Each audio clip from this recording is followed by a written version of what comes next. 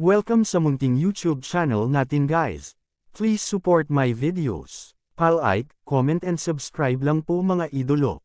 Maraming salamat po. Story Present, Myriad World Inventory Box. Kabanata 1181. Dahil alam mo na, bakit mo? Tinitigil ni Wang Tungtong si Zhu Zaiyo at bahagyang natigilan.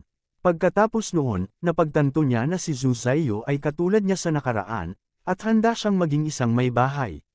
Si Wang Tungtong ay hindi pamilyar sa ganitong uri ng bagay.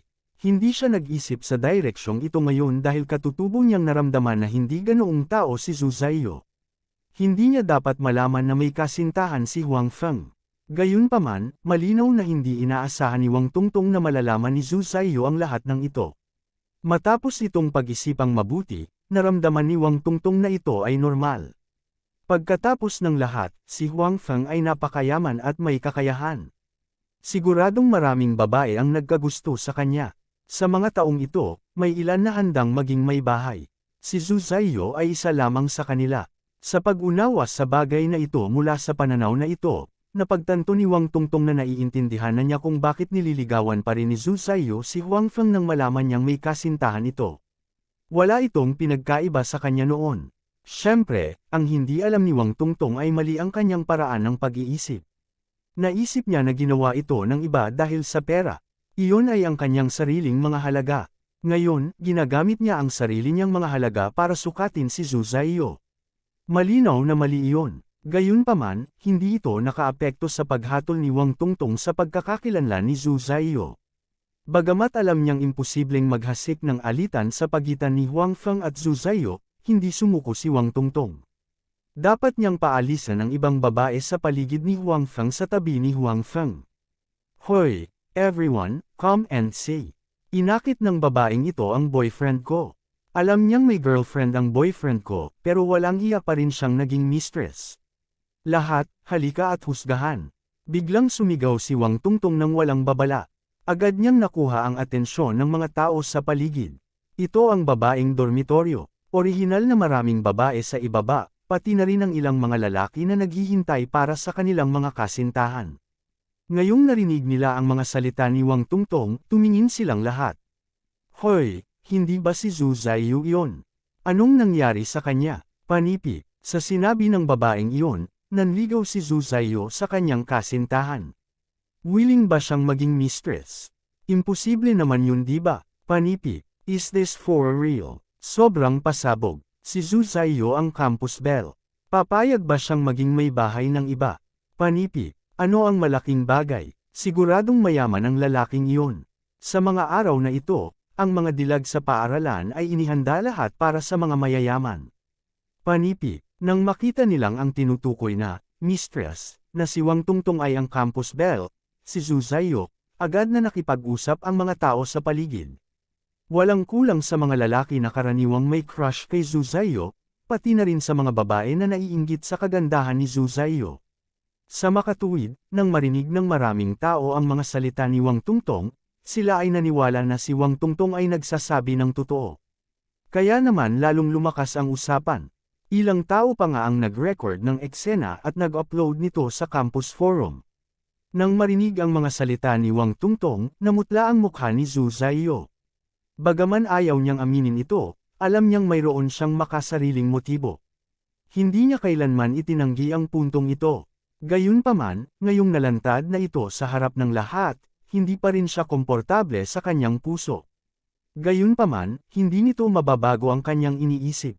Sa katunayan, nang malaman niyang may kasintahan si Huang Feng at nagpas siyang sundan si Huang Feng, naisip ni Zhu Zaiyo ang eksenang ito ngayon.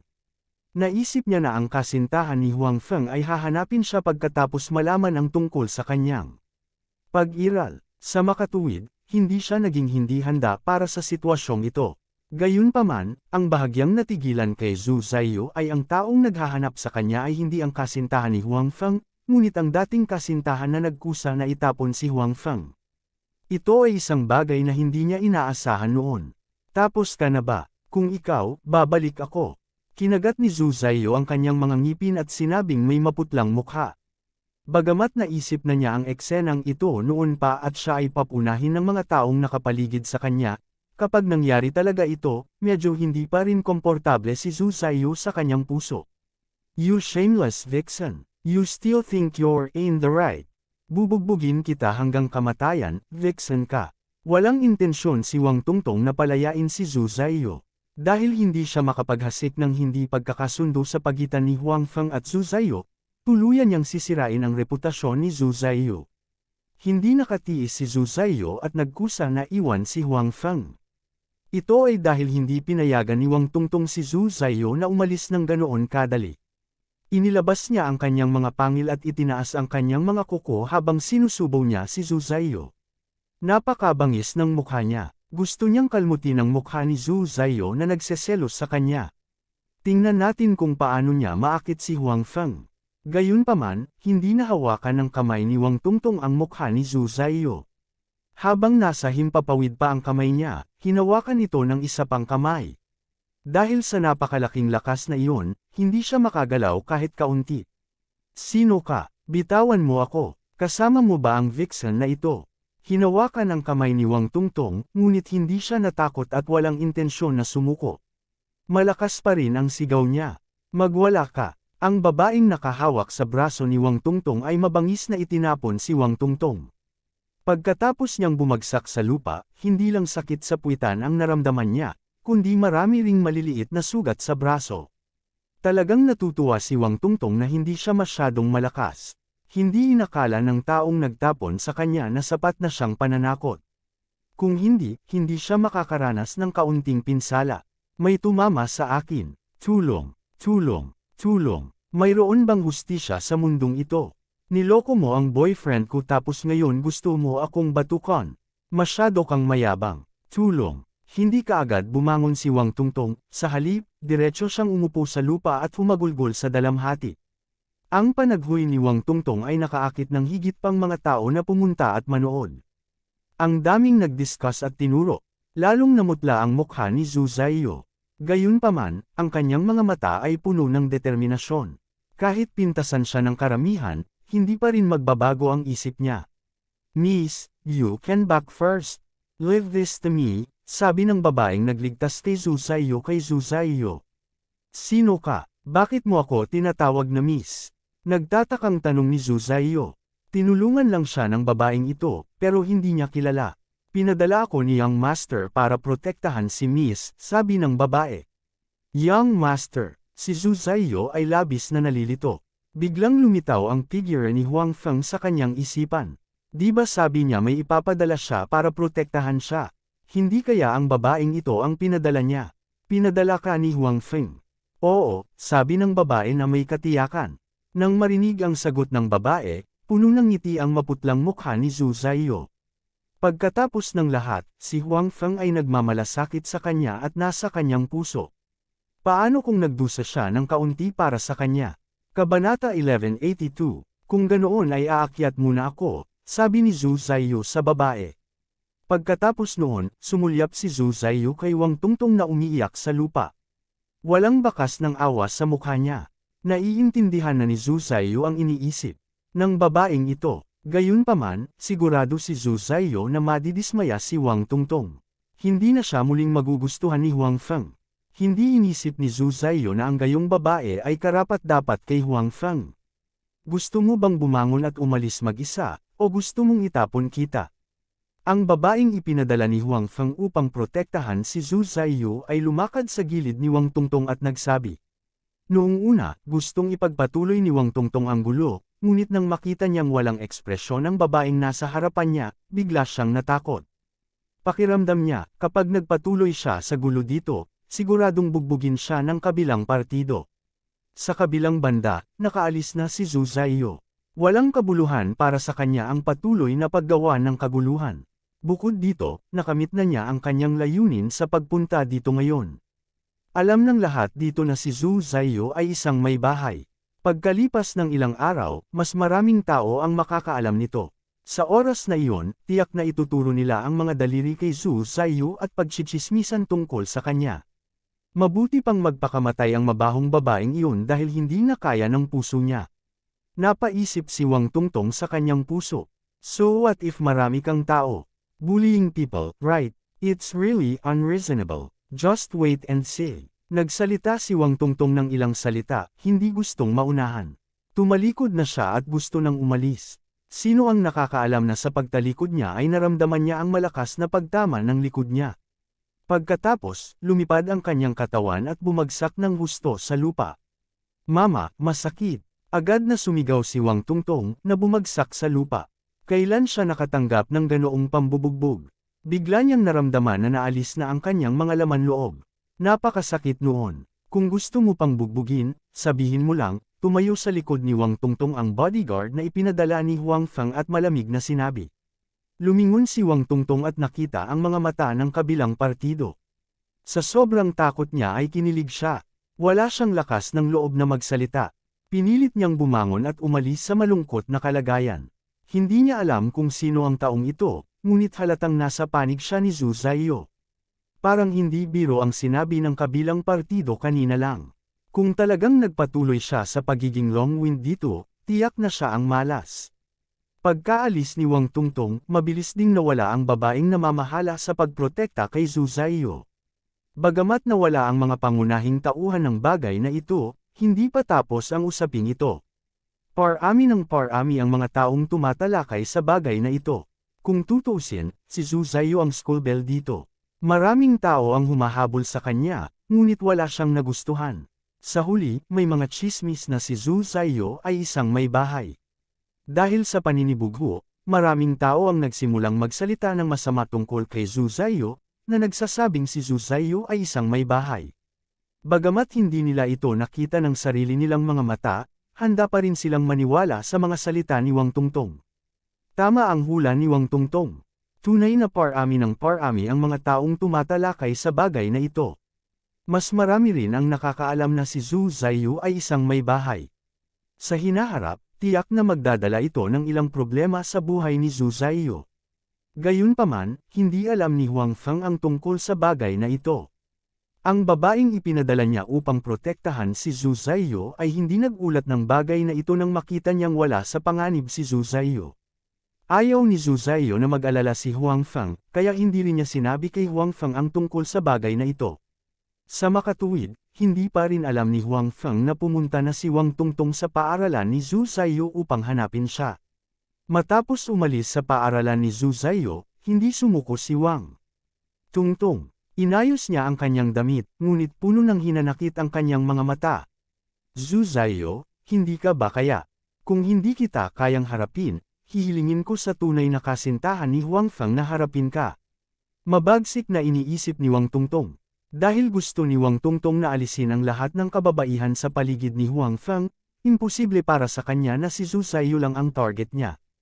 Hindi pa kakawalan ni Wang Tungtong ang tunay na kasintahan ni Huang Feng, si Suyamo. Higit pa rito, mas makabubuti kung mapaaway niya sina Suyamo at Wang Tungtong. Kinuha ni Wang Tungtong ang isang larawan sa kanyang kamay. Larawan iyon ni Huang Feng at Zhu Zaiyo na kumakanta ng love song ng gabing iyon.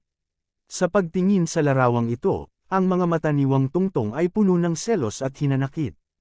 Pagkatapos, tumawag siya ng taxi at diretsyong pumunta sa Changzhou Group.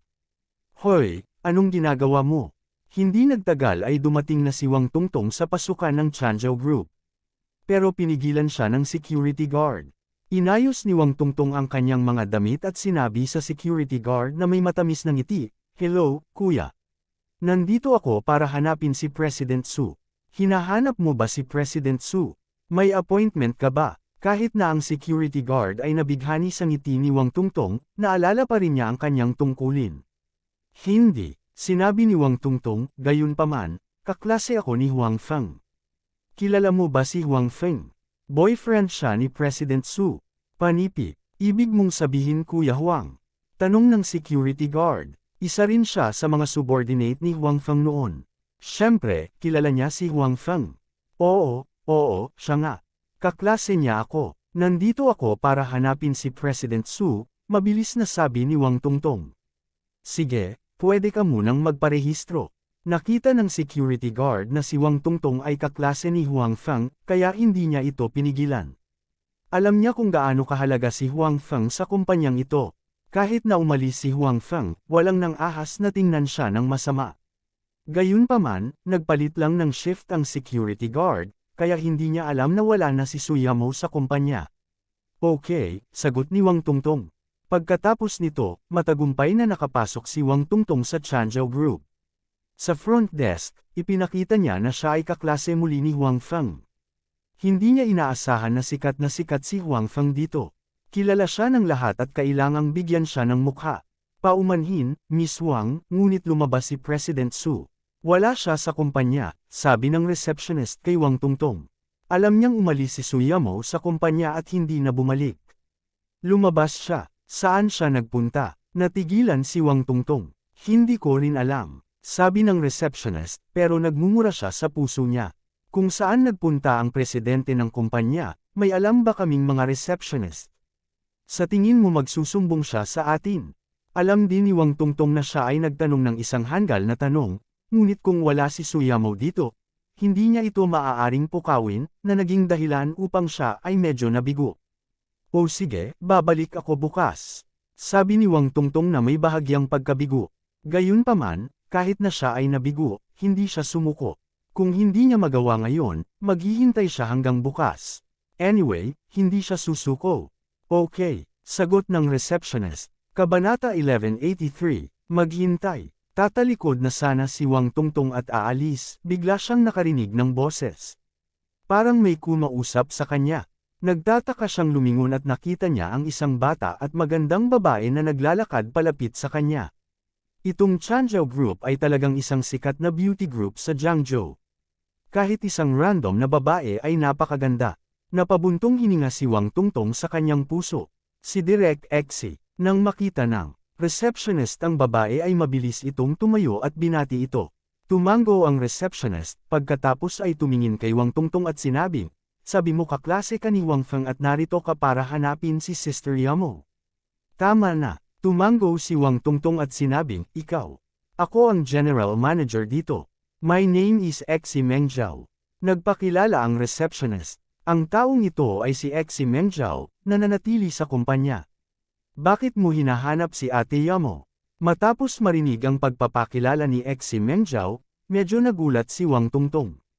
Hindi niya inasahan na ang direktor ng Changzhou Group ay magiging isang batang babae. Sa harap niya, talagang nakaramdam ng pressure si Wang Tungtong. Ang hitsura at aura ng kabilang partido ay nagpahiya sa kanyang sarili, at hindi niya gusto ang pakiramdam na ito. Kaya naman, ngumiti si Wang Tungtong at sinabing, narito ako para ipakita kay Miss Su ang isang bagay. Ano ito? Tanong ni Exi Mengzhao. Ito na. Ibinigay ni Wang Tungtong ang kanyang telepono at sinabi. Gusto niyang malaman ng maraming tao ang tungkol sa bagay na ito hanggat maaari. Ngayong alam na ito ng direktor ng Changzhou Group, tiyak na magiging dagok ito kay Suyamo. Mas mabuti kung isipin ni Exi Mengzhao na may problema ang karakter ni Suyamo at siya ay tinanggal. Kinuha ni Exi Mengzhao ang telepono ni Wang Tungtong nang may pagdududa. Sa screen, nakita niya ang isang larawan. Ito ay larawan ni Huang Feng kasama ang isa pang babae sa gabi ng class reunion. Sinabi ni Wang Tungtong, kahit na magkaklase kami ni Huang Feng, babae rin ako. Ayokong niloloko si Miss Su. Sa party noong gabing iyon, si Huang Feng at ang babaeng ito ay nagkaroon ng napakalapit na relasyon. Siguradong hindi sila ordinaryong magkaibigan, kaya pumunta ako dito ngayon para ipakita ang larawang ito kay Miss Su. Gusto kong iwan niya si Huang Feng at hindi ni Huang Feng. Ang mabahong lalaking ito ay naghahanap na naman ng ibang babae sa labas. Nang makita niya ang larawan sa kanyang kamay, hindi nagduda si Exi Mengzhao sa mga salita ni Wang Tungtong dahil si Huang Feng ay may criminal record. Marami na siyang babae ngayon. Parang hindi naman kakaiba sa kanya ang humanap ng ibang babae. Nang makita ni Wang Tungtong ang ekspresyon ni Exi Mengzhao, medyo nagulat siya. Anong uri ng ekspresyon mayroon si Exi Mengzhao? Bakit parang boyfriend niya si Huang Feng? Kailangan bang magngangalit ang kanyang mga ngipin ng ganito? Gayunpaman, ito ay mabuti rin.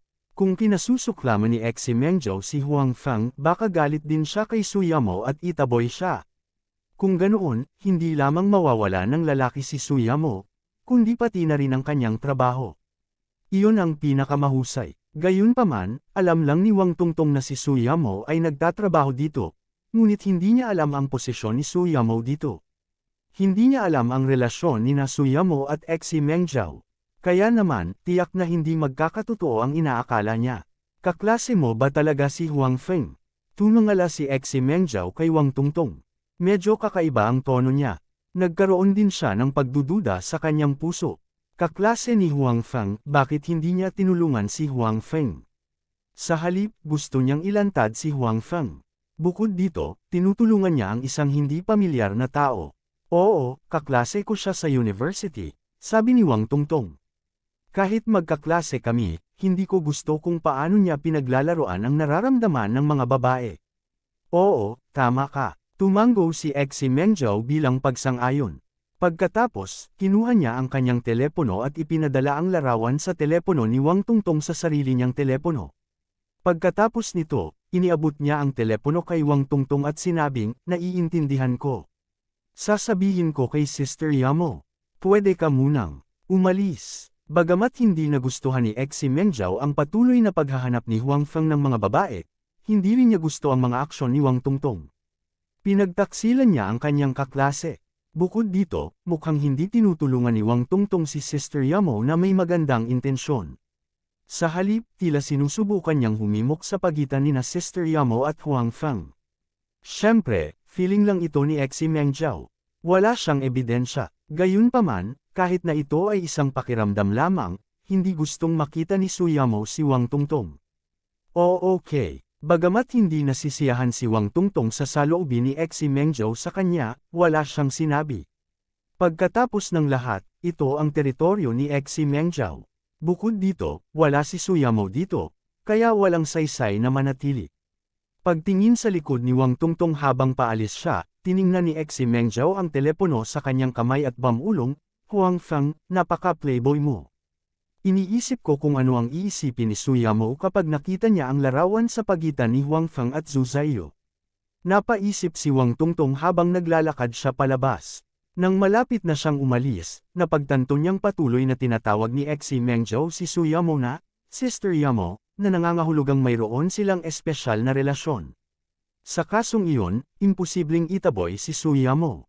Gayunpaman, hindi ito isang masamang bagay. Kung ganoon, tiyak na ipapakita ni Exi Mengjiao ang larawan kay Suyamo upang tulungan ang kanyang kaibigan na ilabas ang kanyang galit. Sa oras na iyon, kapag nakita ni Suyamo ang larawan, makikipagtalo siya kay Huang Feng o makikipagtalo kay Zhu Zaiyu. Siyempre, mas malamang na gagawin niya ang dalawa. Anuman ang magiging reaksyon ni Suyamo, matutuwa si Wang Tungtong na makita ito. Gayunpaman, halatang hindi alam ni Wang Tungtong na alam na ni Suyamo na may ibang babae si Huang Feng. Sa makatuwid, sa tatlong posibilidad na naisip niya ngayon, ang huli ay maaaring hindi mangyari. Pagkatapos umalis sa Changzhou Group, umalis si Wang Tungtong na may kasiyahan. Bagamat medyo bumpy ang proseso, medyo nasiyahan pa rin siya sa nangyari ngayon.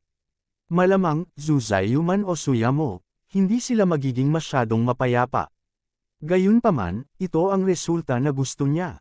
Huang Feng, sinabi ko sa iyo, hindi ka makakatakas sa akin, buong pagmamalaki ni Wang Tungtong. Sa oras na ito, si Huang Feng ay nasa News for All at abala sa isang pulong. Natural, hindi niya alam kung ano ang ginagawa ni Wang Tungtong ngayon. Kung talagang itinago niya ito kina Zhu Zaiyu at Suyamo, ang ginawa ni Wang Tungtong ngayon ay maaaring magdulot sa kanya ng maraming problema. Buti na lang, naging tapat siya noon pa man sa mga babaeng nakapaligid sa kanya. Sa makatuwid, kahit na ang bagay na ito ay napakaseryoso sa mga mata ni Wang Tungtong, ang aktwal na epekto sa huli ay maaaring maging lubhang nakakabigo.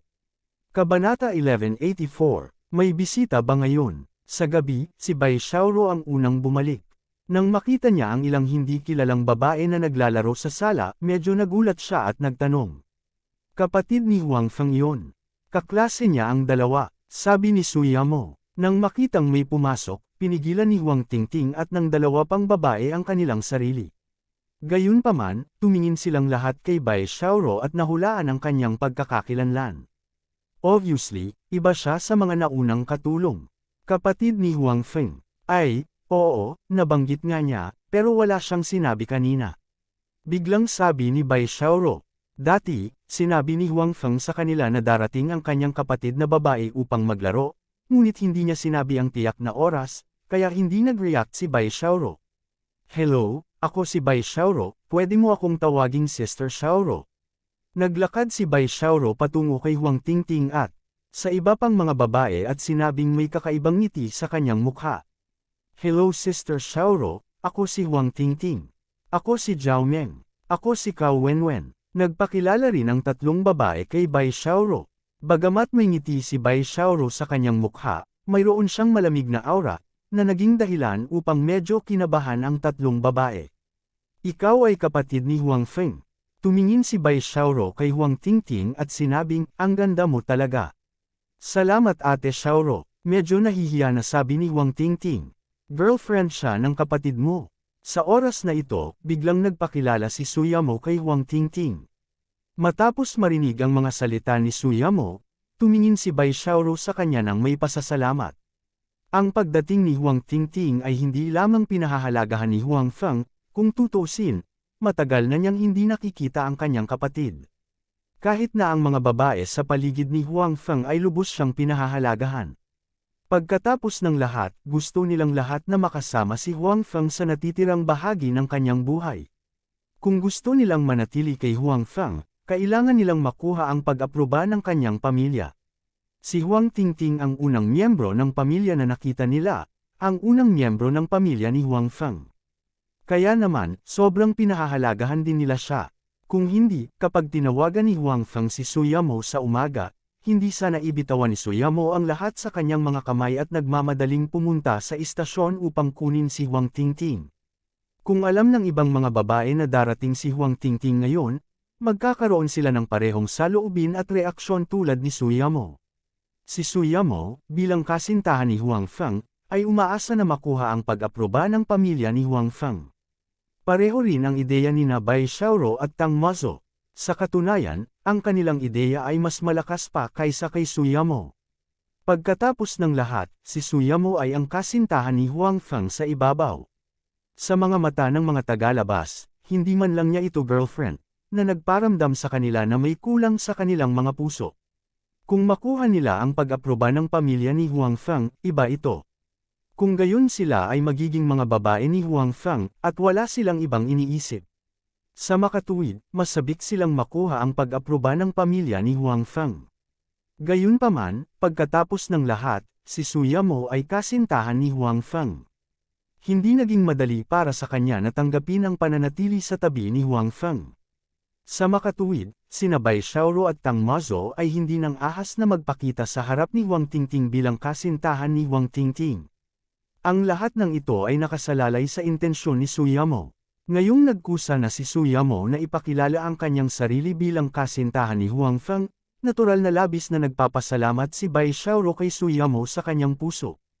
Gayunpaman, si Huang Tingting at ang dalawa pang babae ay hindi katulad ni Bai Xiaoro. Nang marinig nila ang mga salita ni Suyamo, lahat sila ay tumingin kay Bai Xiaoro at Suyamo nang hindi makapaniwala. Parang naisip nila na ilusyon lang ang narinig nila. Sister Yamo, kakasabi mo lang na Sister Xiaoro. Tumingin si Huang Tingting kay Suyamo na may bahagyang pag-aalala at nagtanong. Oo, girlfriend din ng kapatid mo ang ate Xiaoro mo. Sabi ni Suyamo na may ngiti sa kanyang mukha. Naiintindihan niya ang iniisip ni Bai Xiaoro at Tang Mazo, kaya ganoon na lang niya ipinakilala si Bai Xiaoro. Paano kaya ito? Matapos kumpirmahin na hindi siya mali ang narinig, puno ng pagkabigla ang mukha ni Huang Tingting. Sa kanyang opinyon, si Suyamo ay napakahusay. Napakaswerte ng kanyang kapatid na nagkaroon ng kasintahang tulad ni Ate Yamo. Hindi niya akalain na may ibang girlfriend na pala ang kapatid niya pagkatapos ni Sister Yamo, at napakaganda rin nitong girlfriend. Higit sa lahat, magkasundo talaga ang dalawang girlfriend ng kapatid niya. Hindi ba dapat nag-aaway sila o nag-aaway man lang? Bakit parang naging mabuting magkaibigan sila? Sobrang gulat no. Pagbalik ng kapatid mo mamaya malalaman mo sa pagtatanong sa kanya. Nakangiting sabi ni Suyamo. Sa puntong ito, nakalimutan na niya ang katotohanan na si Huang Feng ay may maraming kasintahan. Kaya naman, mahinahon niya itong hinarap. Oo. Tumugon si Huang Tingting. Sa oras na ito, hindi niya alam kung paano sisigat maliban sa pagtango. Naisip ni Huang Tingting na kung malaman ng kanyang mga magulang na ang kanyang kapatid ay may dalawang kasintahan, at pareho silang maganda, tiyak na gising sila na tumatawa sa kanilang mga panaginip. Ang dalawa sa kanila ay nag-aalala na ang kanyang kapatid na lalaki ay hindi makahanap ng isang kasintahan, at nais niyang himukin siya nito. Sa huli, hindi lang tahimik na nakahanap ng mga kasintahan ang kanyang kapatid, ngunit nakahanap din siya ng dalawang kasintahan ng sabay-sabay. Ito ay talagang kamanghamanghang. Oy, buhay na buhay ngayon sa bahay. Sa oras na ito, bumalik din si Tang Mazo. Nakita niya ang napakaraming tao sa bulwagan, kaya hindi niya maiwasang medyo magulat. Si Huang Tingting at ang iba pang dalawang batang babae ay tumingin kay Tang Mazo at pagkatapos ay tumingin kay Suyamo, na para bang hinihintay nilang ipakilala ni Suyamo ang taong malabo nilang nahulaan sa kanilang mga puso. Ang kanyang pangalan ay Tang Mazo. Maaaring nahulaan mo na siya ay nobya rin ni Huang Feng. Nakangiting sabi ni Suyamo, na para bang mahulaan niya kung ano ang iniisip ng tatlong babae. Oo naman, palihim na sabi ng tatlong babae sa kanilang puso. Dahil sa usapin kay Bai Xiaoro, nang bigla nilang makitang lumitaw ang katulad na magandang si Tang Mazo, ang una nilang reaksyon ay hindi maaaring maging girlfriend ni Huang Feng ang babaeng ito, tama ba? Ngayong narinig nila ang pagpapakilala ni Suyamo, alam nila na hindi mali ang kanilang hula. Sila ay kapatid ni Huang Feng at kaklase niya. Nagpakilala si Suyamo kay Tang Mazo. Bahagyang natigilan si Tang Mazo, pagkatapos ay tumingin kay Suyamo nang may pasasalamat. Malinaw, ang kanyang mga iniisip ay kapareho ng kay Bai Xiaoro. Sa pagpapakilala ni Suyamo, maaari nilang lehitimong makipag-ugnayan sa pamilya ni Huang Feng bilang kasintahan ni Huang Feng, sa halip na maging malihim. Kabanata 1185. Hello. Lumapit si Tang Mazo at ngumiti kay Huang Tingting at sa iba pang mga babae. Hello, Sister Mazo, sabi ng tatlong babae.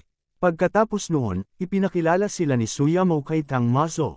Samantala, bumulong si Mengmeng sa tenga ni Huang Tingting. Tingting, ang galing-galing ng kapatid mo. Hinahangaan ko talaga siya. Ang dami niya talagang girlfriend. Tsaka ang gaganda nilang lahat. Paanong hindi siya nakipag-away sa kanila? Paano niya nagawa? Paano ko malalaman? Gusto kong makilala ang sarili ko. Sabi ni Huang Tingting. Sa katunayan, puno pa rin siya ng pagdududa ngayon. Hinihintay lang niya na bumalik si Huang Feng at tanungin siya ng maayos. Tingting, ang dami mo ng hipag. Wala ka nang pakialam sa isa pa diba? Nakangiting sabi ni Mengmeng. I mind very much. Sabi ni Huang Tingting at inikot ang kanyang mga mata. Alam niyang nagbibiro si Mengmeng. Tutal, hindi pa niya nakikita ang kapatid niya. Tingting, ang kuripot mo, sabi ni Mengmeng. Huwag kang tatayo lang dyan. Umupo ka at mag-usap. Dapat nakabalik na si Huang Feng. Sabi ni Suyamo. Hindi na siya tinawagan muli ni Huang Feng, kaya dapat ay bumalik na siya para sa hapunan. Ito ay tungkol sa oras.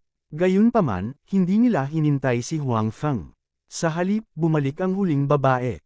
Sa pamilya, lumitaw sa harap nila si Xi Mengjiao na nakauniporme sa opisina. Girlfriend din siya ng kapatid ko. Sa halimbawa ni na Bai Xiaoro at Tang Mazo noon, nang makita ni Huang Tingting si Bai Xiaoro, ang unang pumasok sa isip niya ay girlfriend din siya ng kanyang kapatid. Gayunpaman, matapos marinig ang mga salita ni Huang Tingting, namula si Xi Mengjiao. Nakangitiling sinabi ni Suyamo, hindi siya girlfriend ng kapatid mo. Pagkatapos noon, tumingin siya kay Xi Mengjiao at sinabing, hindi man ngayon. Pasensya na, mabilis at awkward na sabi ni Huang Tingting. Ikaw ay kapatid ni Huang Feng? Tanong ni Xi Mengjiao. Natural na alam niyang darating ang kapatid ni Huang Feng sa loob ng 2 araw. Nang marinig niya ang mga salita ni Huang Tingting ngayon, naisip niya iyon. Oo, sagot ni Huang Tingting, medyo nahihiya pa ring tumingin kay Xi Mengjiao. Malaking pervert ang kapatid mo. Naisip ni Xi Mengjiao ang ekspresyon ni Huang Feng at sinabi kay Huang Tingting. Hindi alam ni Huang Tingting kung paano sisigot. Pinagsasabihan mo na naman ako ng masama. Sa sandaling ito, bumukas ang pinto ng villa. Sa wakas ay nakabalik na si Huang Feng. Kuya, nang makitang lumitaw si Huang Feng, mabilis na tumakbo si Huang Tingting at sumugod sa mga bisig ni Huang Feng. Isang araw nang nandito si Huang Tingting. Bagamat may masasarap na pagkain at sinamahan siya ni Ate Yamo, nakaramdam pa rin siya ng pagkabalisa dahil hindi niya nakita ang kanyang kapatid. Bukod dito, marami na siyang nakita at narinig sa panahong ito. Marami siyang gustong itanong sa kanyang kapatid, kaya natural, mas gusto niyang makita si Huang Feng. Ngayong sa wakas ay nagpakita na ang kanyang kapatid, hindi napigilan ni Huang Tingting na maging excited. Tingting, ilang taon na kitang hindi nakikita. Lalo kang gumanda. Ngumiti si Huang Feng at niyakap ang kanyang nakababatang kapatid na babae. Sa lahat ng mga larawang na ibigay mo kay Sister Yamo, bakit kailangan mong ibigay iyon sa kanya? Ngumisi si Huang Tingting. Maliwanag, hindi siya nasisiyahan sa larawang pinili ni Huang Feng. Hindi naman ako masyadong nag-isip nung time na yon. I just gave her a random photo. Sinabi ni Huang Feng, sige, huwag kang magtago sa aking mga bisig. Bakit hindi mo ipakilala sa akin ang dalawa mong kaklase?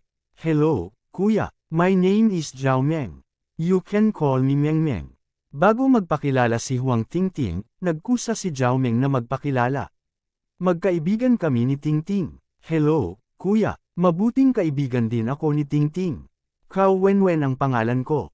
Si Cao Wenwen ay hindi gustong maiwan. Kuya, mag-ingat ka sa kanila. Maraming lalaki sa school natin ang nabuli nila. Natakot si Huang Tingting na ang kanyang kapatid ay malinlang sa hitsura ng kanyang dalawang kaibigan, kaya mabilis niyang pinaalalahanan siya. Tingting, paano mo nasasabi yan sa amin? Kami ay inosente. Wala itong kinalaman sa amin. Hindi mo ako maaring magkamali, sabi ni Meng Meng na hindi nasisiyahan. Tama na, malinaw na hindi sang-ayon si Cao Wenwen sa sinabi ni Huang Tingting. Tumingin si Huang Feng sa tatlong babaeng nagtatalo at ngumiti. Inisip na lang niya na naglalaro ang tatlong babae kaya hindi niya ito isinasapuso. Hinailan niya si Huang Tingting sa sofa at umupo. Sabi niya, kamusta ka? Pagod ka na ba pagkatapos ng mahabang paglalakbay? Hindi ako pagod, sinabi ni Huang Tingting, pero kapatid, binili mo ba talaga ang lugar na ito? Ang lugar na ito ay dapat na napakamahal. Saan ka nakakuha ng napakaraming pera? Panipi, of course I earned it. Your brother is very powerful. Hindi ko sinabi sa amin noon kasi natatakot ako na baka mag-alala sila at mag-isip masyado. Sabi ni Huang Feng, oh, by the way, kumusta sina nanay at tatay? Sa pisikal, napakahusay nila, ngunit sa pag-iisip, sabi ni Huang Tingting. Anong wala? Ano ang mali? Bakit hindi mo sinabi sa akin noon? Nag-aalalang tanong ni Huang Feng. Natatakot sila na baka mabalisa ka. Sinabi ni Huang Tingting, hindi maganda ang kanilang pag-iisip dahil buong araw silang nag-aalala tungkol sa iyong kasal. Natatakot sila na hindi ka makakahanap ng mapapangasawa. Inipon din nila ang perang ibinigay mo sa kanila noon, na sinasabing gagamitin nila ito para sa paghahanap ng mapapangasawa mo. Sa pagsasalita tungkol dito, tumingin si Huang Tingting kay Suyamo at sa iba pang mga babae, at pagkatapos ay nakangiting sinabi, gayunpaman, sa palagay ko ay hindi na kailangan ang kanilang mga alalahanin. Mukhang nalutas mo ng mag-isa ang iyong kasal. Nakahinga ng maluwag si Huang Feng. Kaya nag-alala ang mga magulang ko sa bagay na ito. Hindi ba nila alam na very outstanding ang anak nila? Hindi na kailangang mag-alala tungkol sa ganitong uri ng bagay sa lahat. Gayunpaman, inisip ni Huang Feng ang kanyang dating kalagayan at nadama na ang mga alalahanin ng kanyang mga magulang ay hindi kinakailangan. Ngayon, maraming mga tulad niya ang sa wakas ay nakahanap ng mapapangasawa mula sa mga blind date na inayos ng kanilang mga pamilya. Ipinakita nito na talagang hindi madaling makahanap ng kapareha ngayon. Namula si Suyamo at ang iba pang mga babae at medyo nahihiya. Natural na mauunawaan nila ang kahulugan ng mga salita ni Huang Tingting. Buti naman ayos na sina mama at papa. Sinabi ni Huang Feng, kapag bumalik ka sa pagkakataong ito, sabihin sa kanila na maayos ang lahat dito. Sabihin sa kanila na huwag mag-alala. Babalik ako sa bagong taon. Okay, Mom and Dad will be very happy to hear that. Ilang taon ka nang hindi bumabalik. Masayang sinabi ni Huang Tingting, kung ibabalik mo ang iyong kasintahan, mas magiging masaya sila. Si Suyamo at ang iba pang mga babae ay parehong inaabangan ito at medyo kinakabahan. Siyempre, gusto rin nilang makita ang mga magulang ni Huang Feng. Matapos makuha ang pag-aproba ng mga magulang ni Huang Feng, talagang magaan ang loob nila. Tumingin si Huang Feng kay Suyamo at sa iba pang mga babae at sinabi, pag-uusapan natin ito pagdating ng panahon. Natakot si Huang Feng na kailangang umuwi sina Suyamo at Tang Mazo para samahan ang kanyang mga magulang sa bagong taon. Gayunpaman, maaaring bumalik si Bai Xiaoro kasama niya. Kung tutuusin, ulila na siya. Napakalungkot kung manatiling mag-isa sa Jiangzhou o Beijing. Kabanata 1186. Mabilis na inihain ng mga katulong ang mga pinggan, ngunit sinabi ni Huang Feng, sandali lang, may darating akong kaibigan. Sino ta? Tanong ni Tang Mazo, kamag-anak ni Secretary Tan. Hindi ba araw-araw akong kumakain sa bahay nitong mga nakaraang araw? Pumunta ako para ipagluto siya. Siya ay may anorexia at hindi makakain ng kahit ano noon. Bagamat mas magaling siya ngayon, makakain lang siya ng pagkain niluluto ko, kaya kailangan ko siyang lutuin araw-araw pansamantala, sabi ni Huang Feng. Hindi lang niya makakain ang pagkain niluluto mo sa lahat ng oras, di ba? Magiging kawili-wili yun, nakangiting sabi ni Tang Mazo. Hindi naman siguro, sinabi ni Huang Feng na may bahagyang pag-aalinlangan, malamang ay hindi pa siya ganap na nakaka-recover mula sa kanyang anorexia. Pagkaraan ng ilang oras, dapat na siyang masanay at hindi na dapat ganito. Sa katunayan, si Huang Feng ay hindi masyadong sigurado ngayon dahil si Tan Ying ay makakain lamang ng pagkain niluto niya. Magsusuka pa siya ng ibang bagay kapag kumakain siya. Ito ay hindi isang bagay lamang ng isang araw. Ito ay naging ganito sa nakalipas na mga araw, at walang palatandaan ng pagpapabuti. Nakaramdam ito ng kaunting pagkabalisa kay Huang Feng. Gayunpaman, si Tan Ying mismo ay tila walang pakialam sa sitwasyong ito. Huang Feng, paano mo nakilala si Secretary Tan? Sabi ni Tang Mazo. Bago dumating sa lalawigan ng Qing, sikat na sikat si Tang Mazo sa kabisera at maraming kakilala. Sinabi rin ni Suyamo, Huang Feng, mabuti na mayroon kang higit na pakikipag-ugnayan sa kanila. Kung mayroon kang anorexia tulad ng kamag-anak ni Secretary Tan, ang kabilang partido ay may utang na loob sa iyo, na magiging napakabuti para sa iyong pag-unlad sa hinaharap. Tumango rin ang ibang mga babae at sumang-ayon sa sinabi ni Suyamo. Binibigyang pansin nila ngayon ang pag-unlad ni Huang Feng. Kung tutuusin, kung maayos ang pag-unlad ni Huang Feng, matutulungan niya silang makawala sa kontrol ng kanilang mga pamilya. Gayunpaman, kung gusto mong magkaroon ng pabor sa iyo ang pamilyang Tan, ang taong tinutulungan ni Huang Feng na gamutin ay dapat na may ilang katayuan sa pamilyang Tan, sabi ni Xi Mengyao. Ang mga taong tulad nila na ipinanganak sa mga sikat na pamilya ay alam na sa malalaking pamilya, may malaking pagkakaiba sa pagitan ng direktang linya ng pinaggalingan at mga sanga ng collateral.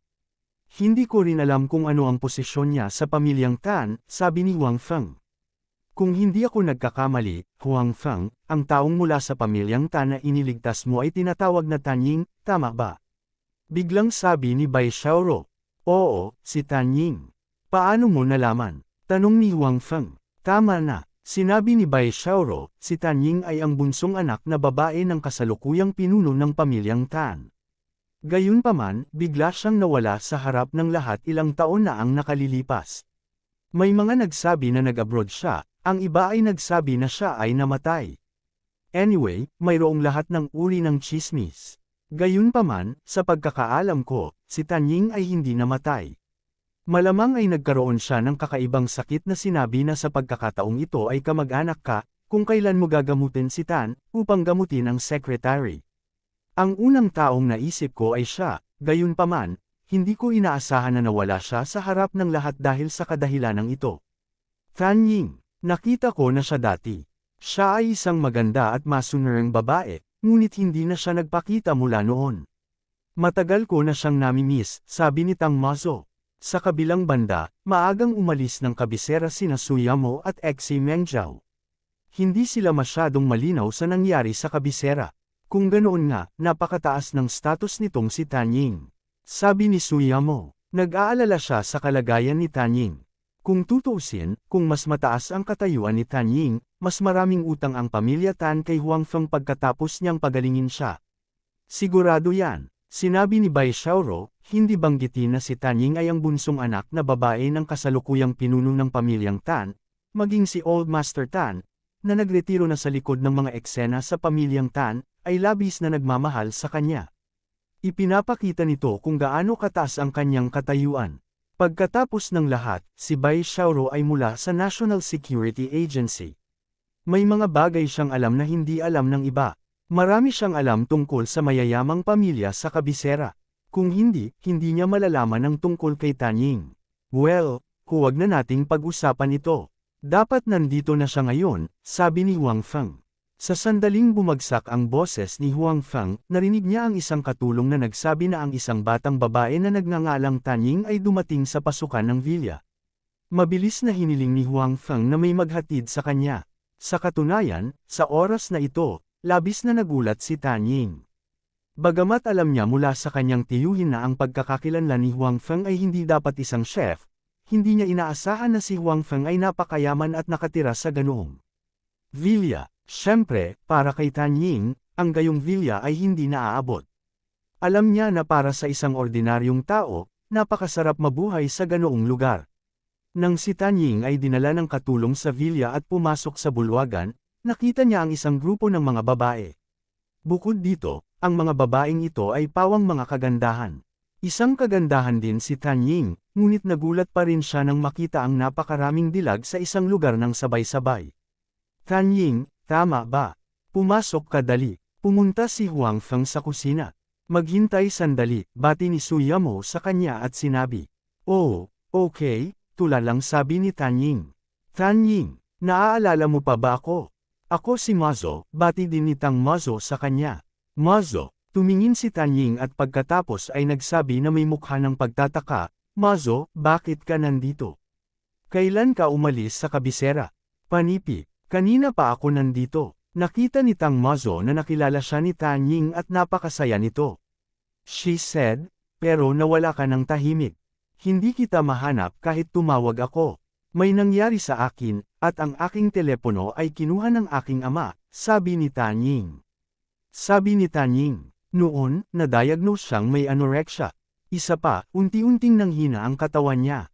Hindi siya pinayagan ng kanyang pamilya na lumabas dahil natatakot silang may mangyari. Sa makatuwid, mula noon, maaari na lamang siyang manatili sa bahay araw-araw at walang pakikipag-ugnayan sa labas ng mundo. Dumating si Tan Ying sa hindi pamilyar na lugar na ito at medyo kinakabahan noong una. Gayunpaman, ngayong nakita niya si Tang Mazo dito, bigla siyang na-relax ng husto. Pagkatapos ay tinulungan ni Tang Mazo si Tan Ying na ipakilala ang mga taong naroroon, ngunit maliban na si Su Yamo ay kasintahan ni Huang Feng at si Huang Tingting ay kapatid ni Huang Feng, ang iba ay kaibigan lamang ni Huang Feng. Nang marinig na si Su Yamo ay kasintahan ni Huang Feng, bahagyang natigilan si Tan Ying. Medyo nagbago din ang paraan ng pagtingin niya kay Su Yamo, at ang ngiti sa kanyang mukha ay hindi na katulad ng dati. Bagamat nahulaan na ni Tan Ying noon na magkakaroon ng kasintahan si Huang Feng, inaaliw niya ang sarili na si Huang Feng ay pumupunta upang magluto para sa kanya araw-araw at hindi kailanman nagsabi ng anuman tungkol sa kanyang kasintahan. Baka wala siyang girlfriend. Kabanata 1187. Ang pagbabago sa ekspresyon ni Tan Ying ay nakita ng maraming tao sa eksena. Bago na natili si Tan Ying sa bahay, napakabata pa niya. Ilang taon na siyang walang contact sa labas ng mundo. Kaya naman, napakasimple pa rin niya ngayon. Wala siyang anumang mga scheme.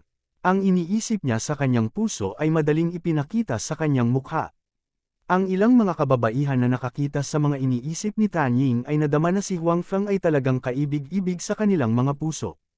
Tila nagkaroon ng magandang impresyon si Tan Ying sa kanya matapos lamang makipag-ugnayan kay Tan Ying sa maikling panahon. Kasabay nito, iniisip din nila kung paano haharapin ang bagay na ito.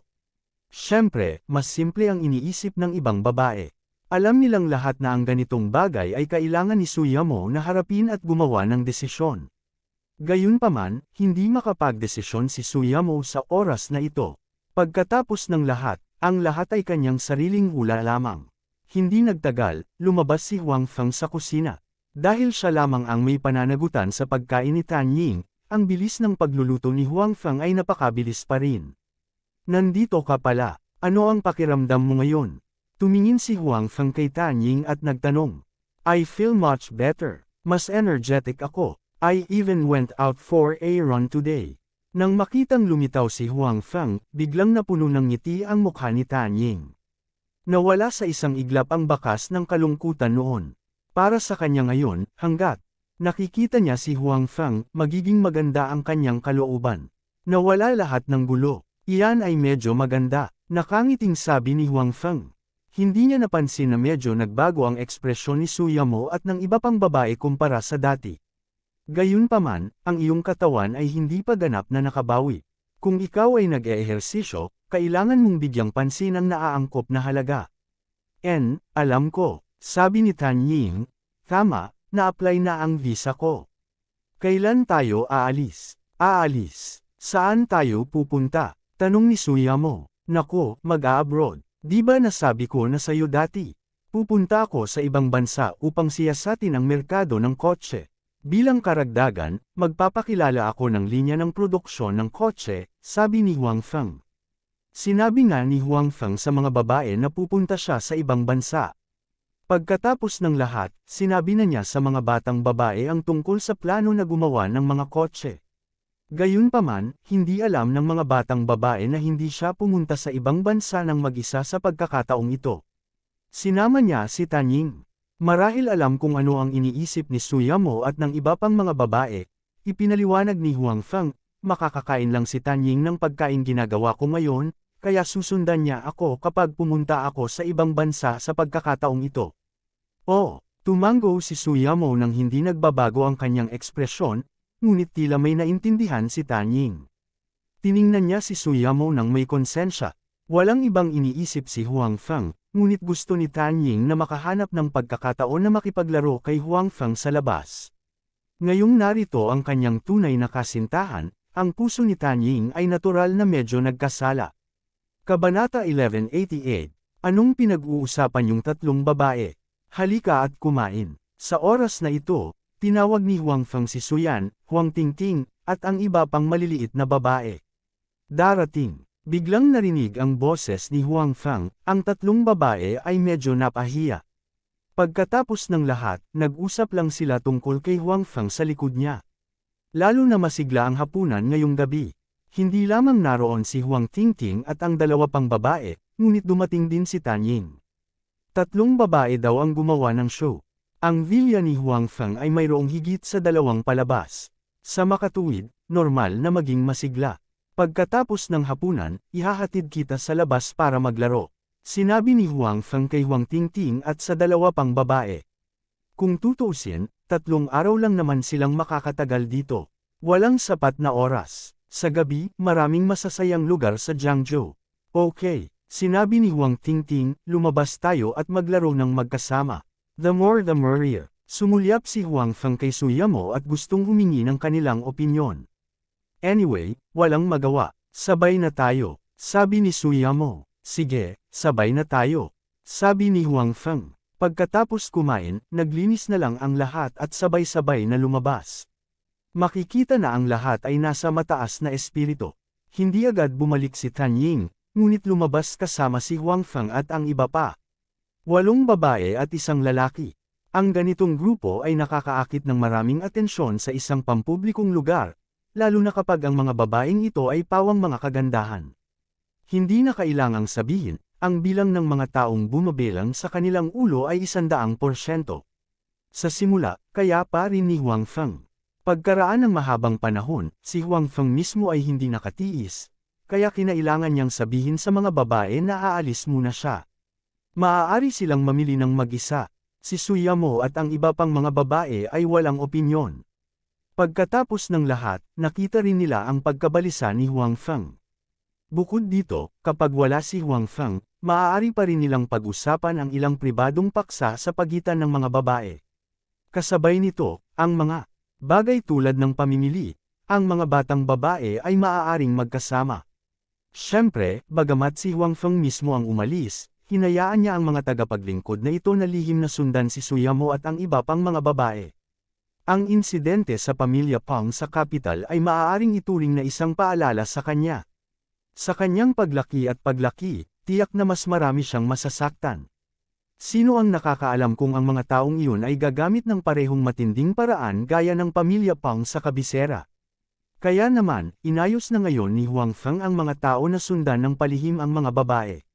Ang lakas ng mga taong ito ay hindi mahina.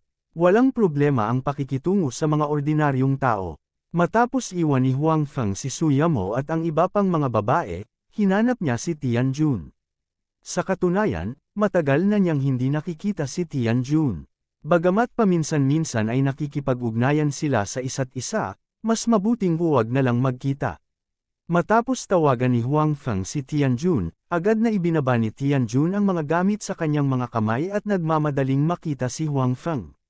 Nagkita ang dalawa sa isang bar sa Tianjun. Kumusta ka kamakailan? Matapos ang ilang sandali na hindi nagkita, tila mas gumanda ang diwa ni Tianjun. Nagmukhang magiting ang buong pagkatao niya. Kasabay nito, talagang naramdaman ni Huang Feng ang pagkakaroon ng panloob na puwersa sa kanyang katawan. Very good. Ngumiti si Tianjun at sinabing, marami na akong mga lugar at mas maraming subordinate ngayon. Nagsimula na ring mag-aral ang kapatid ko. Naghahanda na akong ayusin ang isang paaralan para sa kanya sa susunod na taon para makapasok siya sa unibersidad. Ako naman, nalinang ko na rin ang lakas ng loob ko. Mas malakas na ang lakas ko kaysa dati. In short, everything around me is developing in a good direction. I have to thank you for all of this. Si Tianjun ay hindi isang taong walang utang na loob. Siyempre, alam niya na lahat ng mayroon siya ngayon ay may malaking kinalaman kay Huang Feng. Kung walang Huang Feng, isa na siyang maliit na gangster ngayon. Ang kanyang kapatid na babae ay hindi mabubuhay ng normal, at hindi niya malilinang ang panloob na puwersa na kanyang pinangarap. Sa madaling salita, naunawaan ni Tianjun na lahat ng mayroon siya ay ibinigay sa kanya ni Huang Feng. Sa makatuwid, sinabi ni Tianjun sa kanyang mga pangunahing sakop ang tungkol sa pagkakakilanlan ni Huang Feng. Nang makita nila si Huang Feng, kailangan nilang maging magalang. Bakit ang galang mo? Nakangiting sabi ni Huang Feng, malaki rin ang naitulong mo sa akin. Sa katunayan, alam din ni Huang Feng na si Tianjun ay tahimik ding gumaganti sa kanya. Hindi banggitin na ang mga taong sumusubaybay sa pamilya Pang sa kabisera ay natuklasan ang kanilang mga aksyon sa oras. Bago yun, lagi niyang inaayos ang kanyang mga nasasakupan na protektahan ang kanyang mga pabrika. Ang kanyang mga pabrika ay hindi nagdulot ng gulo hanggang ngayon, at hindi rin sila humingi ng bayad sa proteksyon. Ito ay lahat salamat kay Tianjun. At lahat ng ito, naunawaan din ni Huang Feng. It was just a small effort. It was not important at all. Nakangiting sabi ni Tianjun. Okay, wag na natin pag-usapan to. Sinabi ni Huang Feng, sa katunayan, pumunta ako dito ngayon para ipaalala sa iyo na mas mabuting humanap ng paraan para baguhin ang iyong pagkakakilanlan, isang legal na pagkakakilanlan. Alam ni Huang Feng na kung ang mga gangster na tulad ni Tianjun at ang iba ay palaging umiiral bilang mga gangster, hindi magiging napakahirap para sa mga pulis na tanggalin sila. Kaya lang hindi pa nila nagagawa. Mapoprotektahan sila ni Huang Feng ngayon, ngunit kapag si Tianjun at ang iba pa ay masyadong malaki, ito ay magiging masyadong kapansin-pansin. Sa oras na iyon, maaaring hindi sila maprotektahan ni Huang Feng. Iyon ang dahilan kung bakit gustong paalalahanan ni Huang Feng si Tianjun na baguhin ang kanyang pagkakakilanlan. Siyempre, kahit magpalit siya ng identity, hindi makakaapekto sa gagawin nila. Alam ko. Inaayos ko na, sabi ni Tianjun. Siyempre, alam din niya na sa China, napakahirap mag-exist bilang isang gangster. Kahit na mayroon siyang backer tulad ni Huang Feng, napakahirap pa rin. Sa makatuwid, hindi lamang sinubukan ni Tianjun na huwag hawakan ang ilang mga ilegal na bagay, ngunit sa parehong oras, sinusubukan din niyang maghanap ng paraan upang makakuha ng legal na pagkakakilanlan para sa kanyang sarili at sa kanyang mga tauhan. Ito ay hindi masyadong mahirap, ngunit ito ay tumagal ng ilang oras. Buti naman naiintindihan mo, sabi ni Huang Feng. Natakot si Huang Feng na isipin ni Tianjun na siya ay makapangyarihan at nag-aatubili na magbago. Gayunpaman, ngayon ay tila masyado siyang nag-iisip. Matino pa rin si Tianjun at hindi nadadala. Nag-inuman ang dalawa at nagkwentuhan. Pangunahing si Tianjun ang nagsabi kay Huang Feng tungkol sa kanyang kamakailang pag-unlad. Kailangang sabihin na napakatalino pa rin ni Tianjun sa industriyang ito. Hindi nagtagal, ngunit mabilis at maganda ang kanyang pag-unlad. Ngayon, karamihan sa mga entertainment venue sa Jiangzhou ay nasa ilalim ng kanyang proteksyon. Ang bilis ng pag-unlad na ito ay mas mabilis kaysa sa inaakala ni Huang Feng. Gayunpaman, madaling gumawa ng mga kaaway kung ang isa ay mabilis na bumuo. Hindi lang ito napagtanto ni Huang Feng, kundi pati na rin ni Tianjun mismo. Sa makatuwid, binigyan niya ng malaking pansin ang pagprotekta sa kanyang sarili at sa kanyang kapatid na babae. Bilang karagdagan sa pagsasabi kay Huang Feng tungkol sa kanyang pag-unlad, hiniling din ni Tianjun sa kanyang mga pangunahing subordinate na makipagkita kay Huang Feng upang makilala siya. Ito ay upang maiwasan ang hindi kinakailangang hindi pagkakaunawaan kapag nagkita sila sa hinaharap. Sa mga taong ito, nakita din ni Huang Feng ang kapatid na Qiang na nakita niya sa huling pagkakataon. Nasa ilalim siya ni Tianjun. Obviously, hindi mababa ang status niya. Kabanata 1189. Pagkatapos uminom at makipag-chat kay Tianjun, si Huang Feng ay nakatanggap ng tawag mula kay Suyamo at sa iba pa bandang alas 10, sinabing tapos na silang mamili at handa nang bumalik. Matapos malaman ni Huang Feng, nagpaalam siya kay Tianjun at naghanda na bumalik kasama si Suyamo at ang iba pa. Wow! In such a short time, naubos na ninyo ang laman ng shopping mall. Nang makita ni Huang Feng si Suyamo at ang iba pa, nagulat siya. Sa oras na ito, bawat isa sa mga kababaihan ay may dalang ilang mga shopping bag sa kanilang mga kamay. Sa itsura nito, may mga damit at sapatos sa loob. Ang bawat isa ay may isang bagay sa kanilang mga kamay, nang walang pagbubukod. Kung hindi lang talaga hindi namin madala, hindi namin gustong umalis. Tumingin si Tang Mazo kay Huang Feng at nakangiting sinabi. Si Suyamo at ang iba pa, maliban kay Huang Tingting at ang iba pang dalawang babae, ang iba ay hindi kapos sa pera. Ngayon, iniabot ni Huang Feng si Huang Tingting at ang dalawa pang babae sa kanila. Siyempre hindi sila magiging mademo at bumili ng maraming bagay para sa tatlong babae. Kasabay nito, kapag sila ay namimili, ang mga batang babae ay bumili din ng maraming bagay para sa kanilang sarili. Kuya, si Ate Yamo at ang iba ay bumili ng maraming gamit para sa amin at gumastos ng maraming pera. Ito ay napakatotoo. Naglakad si Huang Tingting patungo kay Huang Feng at may kaunting pangamba na sinabi. Ang pamimili ngayong gabi ay talagang isang eye-opener para kay Huang Tingting. Nais ni Suyamo at ng iba pa na mag-iwan ng magandang impresyon kay Huang Tingting. Pagkatapos ng lahat, siya ay kapatid ni Huang Feng, kaya hindi sila nang ahas na pabayaan siya. Sa makatuwid, ang mga lugar na dinala nila Huang Tingting at ang iba pa ay pawang mga high-end na shopping mall. Ang mga presyo ng mga bagay sa loob ay natural na hindi mura. Halos mahilo si Huang Tingting dahil sa string ng mga zero. Dapat malaman ng isa na dahil sa background ng kanyang pamilya, si Huang Tingting ay kadalasang napakatipid. Napakamura ng mga damit na binili niya. Ngunit ngayon, ang mga bagay na binili ni Suyamo at ng iba para sa kanya ay 12-dosenang beses ang presyo na karaniwan niyang binibili. Ang mga mamahaling kalakal na iyon na hindi man lang niya ng ahas na tingnan ng normal ay binili ni Suyamo at ng iba pa nang hindi tumitingin. Hanggat nagustuhan niya, bibilhin ito ni Suyamo at ng iba pa. Sa huli, labis na natakot si Huang Tingting kaya hindi siya ng ahas na sabihin kung ano ang gusto niya. Gayunpaman, si Suyamo at ang iba pa ay nagbigay pa rin sa kanya ng maraming bagay. Binigyan din sina Mengmeng at Wenwen ng maraming magagandang bagay ni Suyamo at ng iba pa. Kahit na hindi sila direktang nauugnay kay Huang Feng, kung tutuusin, sila ay mga kaklase at mabuting kaibigan ni Huang Tingting. Lumabas sila para maglaro ng magkasama, kaya hindi masyadong maramo si Suyamo at ang iba pa. Si Suyamo at ang iba pa ay gumastos ng maraming pera sa mga bagay na ito, na naging dahilan upang medyo hindi mapalagay si Huang Tingting. Pagkatapos ng lahat, si Suyamo at ang iba ay mga kasintahan lamang ni Huang Feng. Medyo nakonsensya si Huang Tingting sa kanyang puso kung gumastos sila ng napakaraming pera sa mga bagay na ito. It's okay, you don't have to treat your sister Yamo and the others as outsiders. You can buy whatever you want. Hinawakan ni Huang Feng ang ulo ng kanyang kapatid at sinabi, hindi mayaman ang pamilya ni Huang Feng. Bagamat hindi umabot sa puntong hindi na nila kayang kumain, wala naman masyadong pera na natitira sa kanila maliban sa mga bayarin sa paaralan ng magkapatid. Kaya naman, hindi pa nakabili ng mamahaling damit at iba pang gamit ang magkapatid. Ngayong mayaman na siya, tiyak na ayaw ni Huang Feng na mamuhay ng mahirap ang kanyang kapatid na babae tulad ng dati. Ang mga batang babae sa edad ng kanyang kapatid ay mahilig magbihis, kaya natural na ayaw ni Huang Feng na mamuhay siya ng mahigpit.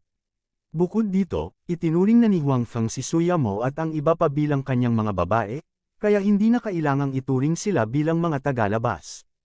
Tama, Ting-Ting, huwag mo kaming tretuhin bilang mga tagalabas, sabi din ni Tang Mazo. Noong namimili sila ngayon, bawat isa sa kanila ay nagbigay kay Huang Ting-Ting ng isang bagay, maging sina Tanying at Exi Mengjiao ay walang exception. Kaya naman, si Huang Ting-Ting ang nakinabang ngayon sa pamimili. Salamat, mga kapatid, sabi ni Huang Ting-Ting na may pulang mukha. Ting-Ting, kung tatawagan mo silang hipag, sa tingin ko mas magiging masaya sila.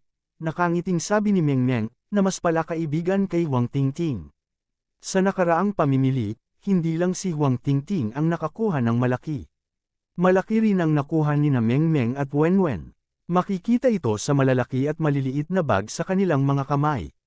Bagamat mas maganda ang sitwasyon ng kanilang pamilya kaysa sa pamilya ni Huang Ting-Ting, ang mga high-end na shopping mall tulad ngayon ay hindi nila mapupuntahan kahit kailan nila gusto. Ngayon, sinamantala nila ang limelight ni Huang Ting-Ting. Si Suyamo at ang iba ay bumili din ng maraming bagay para sa kanila. Habang nahihiya sila, natural na tuwang-tuwa sila sa kanilang mga puso. Matapos makinig sa mga salita ni Meng Meng, si Suyamo at ang iba pa ay medyo nahihiya. Siyempre, umaasa sila na si Huang Ting-Ting ang tatawagan silang hipag sa halip na ate. Ito rin ang pinaghirapan nilang gawin ngayon. Namula rin sina Exi Mengjiao at Tanying. Mas mahiyain pa sila kaysa kay Suyamo at sa iba pa, ngunit sa oras na ito, hindi magandang pabulaanan. Well, gabi na, bumalik na tayo, sabi ni Huang Feng. Sa pagkakataong ito, ilang sasakyan ang pinaalis nila, kaya bagaman marami silang binili, hindi naging problema para sa kanila na ibalik ang mga ito. Si Huang Feng ay nasa napakagandang mood dahil sa pagdating ng kanyang nakababatang kapatid na babae, ngunit ang ilang mga tao ay hindi maganda ang kalooban tulad niya. Ang number 2 ng Qing Province ay wala sa magandang mood sa oras na ito. Pagkatapos ng isang panahon ng pagsisiyasat, wala siyang nakitang anumang konkretong ebidensya na magpapatunay na may problema sa pera ni Huang Feng. Bagamat marami pa ring mga kaina-hinalang punto tungkol kay Huang Feng na karapat-dapat sa hinala, sa kawalan ng ebidensya, kahit na si Huang Feng ay isang sospek, wala siyang magagawa. Ang sitwasyong ito ay labis na ikinalungkot niya dahil narinig na niya na sa panahong ito, si Huang Feng at Secretary Tan ay may mas madalas na pakikipag-ugnayan. Halos araw-araw pumunta si Huang Feng sa bahay ni Secretary Tan. Sa makatuwid, si Huang Feng ay malinaw na nasa panig ni Secretary Tan, at tila imposibleng mapagtagumpayan siya. Kung si Secretary Tan ay may katulong na tulad ni Huang Feng, tiyak na malaking dagok ito sa kanya. Ang lakas ni Secretary Tan ay mas malakas, at ang mga mapagkukunang pinansyal ni Huang Feng ay maaaring makatulong sa kanya na makakuha ng maraming mga tagumpay sa politika. Sa makatuwid, si Huang Feng ay isang malaking kaaway para sa kanya. Gayunpaman, walang magandang paraan si Secretary Tan para guluhin si Huang Feng sa ngayon. Hindi banggitin ang sariling kakayahan ni Huang Feng, ang kanyang pagkakakilanlan bilang isang miyembro ng National Security Agency, at ang pag-iral ni Secretary Tan ay hawad lang sa kanya. Kung alam niyang hindi problema ang pinagmumula ng pondo ni Huang Feng, tiyak na paprotektahan ni Secretary Tan si Huang Feng. Sa makatuwid, kahit na nagsimula ng mag-isip si Secretary Tan ng isang paraan upang magdulot ng kaguluhan para kay Huang Feng, malamang na hindi siya makakaisip ng magandang ideya sa maikling panahon. Dahil dito, siguradong wala siya sa magandang mood. Bilang karagdagan, si Xiaobing ay nasa masamang kalagayan din. Iniimbestigahan din niya si Huang Feng nitong mga araw, ngunit ang kanyang pamilya ay hindi isang mayamang pamilya sa lalawigan ng Qing. Bagamat miyembro siya ng bilog ng ikalawang henerasyon, hindi siya miyembro ng pinakamataas na bilog, kaya medyo mahirap imbestigahan ang mga detalye ng sitwasyon ni Huang Feng. Kabanata 1190, sa makatuwid, pagkaraan ng ilang araw, ang pagsisiyasat ni Xiaobing kay Huang Feng ay hindi gaanong umunlad. Ito ay natural na nagpasama sa kanya. Ang mas ikinagalit niya ay noong mga nakaraang araw, sinubukan niyang kontakan si Wang Tongtong. Bilang resulta, sa simula, si Wang Tungtong ay perfunctory. Pagkatapos noon, hindi na niya sinasagot ang telepono niya. Bagamat ang lahat ng ito ay ginawa ni Wang Tungtong, malinaw na iniugnay na ni Xiaobing ang lahat ng ito kay Huang Feng. Naniniwala siya na dahil kay Huang Feng kaya siya tinatrato ni Wang Tungtong ng ganito. Bilang resulta, natural na mas malala ang mood ni Xiaobing. Kasabay nito, lalo niyang hinanakit si Huang Feng sa kanyang puso. Siyempre, ang pagsisiyasat ni Xiaobing ay hindi walang anumang pag-unlad. Hindi bababasa, nalaman niya na si Huang Feng ay may ilang mga industriya sa Jiangzhou. Ito ay nasa ilalim pa rin ng kondisyon na ang kanyang pagsisiyasat ay hindi kumpleto. Kung siya ay makakapag-imbestiga ng malinaw, kung gayon siguro, ang mga industriya ni Huang Feng ay magiging higit pa. Dahil dito ay labis na nabigla ang puso ni Xiaobing, lalo na nang malaman niyang ang mga industriya ni Huang Feng ay umiral lamang ng halos kalahating taon, ngunit ang mga ito ay umuunlad ng husto. Nang malaman niyang unlimited ang future, mas nabigla siya. Gayunpaman, pinaramdam din ito kay Xiaobing na may problema si Huang Feng. Kung hindi, paano makakamit ng isang ordinaryong tao mula sa kanayunan ng gayong mga tagumpay sa napakaikling panahon? Sa makatuwid, sa opinyon ni Xiaobing, si Huang Feng ay dapat magkaroon ng ilang espesyal na paraan. Kung mahahanap niya ang pamamaraang ito, hindi ba niya makakamit ang tagumpay sa maikling panahon tulad ni Huang Feng? Habang iniisip ito ni Xiaobing, mas gusto niyang malaman ang sekreto ni Huang Feng. Bagamat walang gaanong mga tagumpay sa kasalukuyan, hindi siya sumuko. Sa halip, mas determinado siyang imbestigahan si Huang Feng. Nag-isip din siya ng iba't ibang paraan para imbestigahan si Huang Feng. Malamang na hindi alam ni Xiaobing na maraming tao ang gustong mag-imbestiga kay Huang Feng, ngunit sa huli, wala silang nakuhang resulta. Bukod dito, hindi sila naging maayos. Kung alam niya ang sitwasyong ito, hindi alam kung magdadalawang isip siyang ipagpatuloy ang bagay na ito. Pagod na pagod ako. Maliligaw na ako. Pagkabalik sa villa, sumigaw si Exi Mengjiao.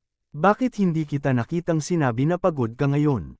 Pagod ka na ba? Nakangiting sabi ni Huang Feng.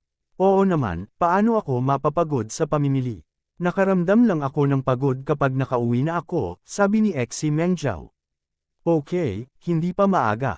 Bumalik ka para maligo. Ibabalik ko si Tan Ying, sabi ni Huang Feng. Mag-ingat sa daan, sabi ni Suyamo. Naiintindihan ko, sabi ni Huang Feng. Pagkatapos noon, bumalik ang mga babae sa kani-kanilang kwarto para maghilamos. Umalis si Huang Feng kasama si Tan Ying. Talagang hindi ito maaga. Kung hindi nila alam na kasama ni Tan Ying si Huang Feng, tatawag sana si Secretary Tan para himukin sila. Sa kalsada, nagkaroon ng kaunting katahimikan sa loob ng sasakyan. Tumingin si Huang Feng kay Tan Ying sa front seat at sinabing, pagod ka na ba? Kung tutuusin, nagsisimula pa lang gumaling ang katawan ni Tan Ying. Mas mahina pa siya kaysa kay Huang Tingting at sa iba pang mga babae. Hindi ito angkop para sa kanya na maglakad ng labis ngayon. Gayunpaman, malamang na madalas silang naglakad sa pamimili ngayong gabi. Naramdaman na lang ni Huang Feng na hindi masyadong maganda ang kanyang mukha. Dapat pagod na siya, medyo, sabi ni Tan Ying. Gayunpaman, matagal na akong hindi namimili ng ganito. I am very happy. Si Tan Ying ay nagsasabi ng totoo. Dahil lumala ang kanyang karamdaman, pinakiusapan siya ng kanyang pamilya na manatili sa bahay at huwag lumabas. Kaya naman, matagal na siyang hindi nakikipag-ugnayan sa labas ng mundo. Kung tungkol sa pamimili, ito ay mas imposible. Bihira lang makapag-shopping ngayon. Natural, masaya siya. Gayunpaman, pagkatapos mamili, mas pagod siya kaysa sa lahat. Ngayon, pakiramdam niya ay wala na siyang gaanong lakas sa kanyang katawan. Nang makita ni Huang Feng ang sitwasyong ito, iniunat niya ang kanyang kanang kamay at hinawakan ang kaliwang kamay ni Tan Ying. Natigilan si Tan Ying at subconsciously gustong bawiin ang kanyang kamay. Huwag kang gagalaw. Tutulungan kitang makabawi. Dumating ang boses ni Huang Feng. Nang marinig niya ang boses ni Huang Feng, agad na huminto ang paggalaw ni Tan Ying. Bagamat hindi niya naiintindihan kung paano gustong tulungan siya ni Huang Feng na makabangon, dahil sinabi na ni Huang Feng, naniniwala pa rin si Tan Ying sa kanya. Para sa kasalukuyang Tan Ying, bilang karagdagan sa kanyang pamilya, si Huang Feng ang pinakamapagkakatiwalaang tao. Kaagad, naramdaman ni Tanying ang mainit na agos na pumasok sa kanyang katawan sa pamamagitan ng kanyang kaliwang kamay. Pagkatapos noon ay dahan-dahan itong kumalat sa buong katawan niya. Ang mainit na agos ay nagpaginhawa sa kanya. Pumikit pa siya. Kung hindi niya na-control ang kanyang bibig sa oras, maaaring sumigaw siya. Pagkaraan ng ilang sandali, binawi ni Huang Feng ang kanyang kamay. Biglang naramdaman ni Tanying na parang may nawala sa kanya. Gayunpaman, kahit na nakaligtaan niya ang pakiramdam ngayon, nahihiya siyang hilingin kay Huang Feng na magpatuloy. Ano ang pakiramdam mo? Mas energetic ka ba? Tanong ni Huang Feng. Well, I feel much better. Salamat, sabi ni Tanying. Sa oras na ito, pakiramdam niya ay puno na naman ng lakas ang buong katawan niya.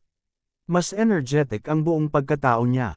Nawala sa isang iglap ang pakiramdam ng pagod na gusto niyang matulog. Mabuti naman, sinabi ni Huang Feng, ang iyong katawan ay hindi angkop para sa ganitong uri ng ehersisyo ngayon. Kung gusto mong mamili, dapat kang maghintay hanggang ang iyong katawan ay ganap na gumaling. Ang pisikal na kahinaan ni Tanying ay naipon sa paglipas ng mga taon. Hindi ito ganap na mabawi sa maikling panahon. Kahit na makakain na siya ngayon, magtatagal bago gumaling. Well, alam ko, mas sooner ang tumugon si Tanying. Ngayon, kung hindi dahil gusto niyang lumabas kasama si Huang Feng at ang iba pa, hindi na sana maglalakad si Tanying ng ganoon katagal. Hindi nagtagal, ipinadala ni Huang Feng si Tanying sa tirahan ni Secretary Tan. Huli na, kaya hindi na siya pumasok. Sa halip, inihinto niya ang sasakyan sa may pintuan. Bumalik ka at magpahinga ng maaga. Ipagluluto kita bukas ng tanghali, sabi ni Huang Feng. No need to be so troublesome. Pupunta ako bukas. Nandito ang ate mo. You have to spend more time with her, sabi ni Tanying. Okay, naisip ito ni Huang Feng at tumango. Buti na lang pumunta si Tanying sa pwesto niya. Pagkatapos ng lahat, mayroong ilang mga batang babae sa kanyang tirahan. May makakausap at makakawala ng inip. Pagkatapos noon, nagmaneho si Huang Feng. Hindi agad pumasok si Tanying. Sa halip, tulala siyang tumitig sa kotse ni Huang Feng. Kahit na matagal na niyang hindi kilala si Huang Feng, hindi maipaliwanag na may magandang impresyon si Tanying kay Huang Feng sa kanyang puso. Lalo na nang siya ay desperado na sa kanyang karamdaman, biglang lumitaw si Huang Feng at iniligtas siya. Ang ganitong pakiramdam ay hindi maintindihan ng mga tagalabas.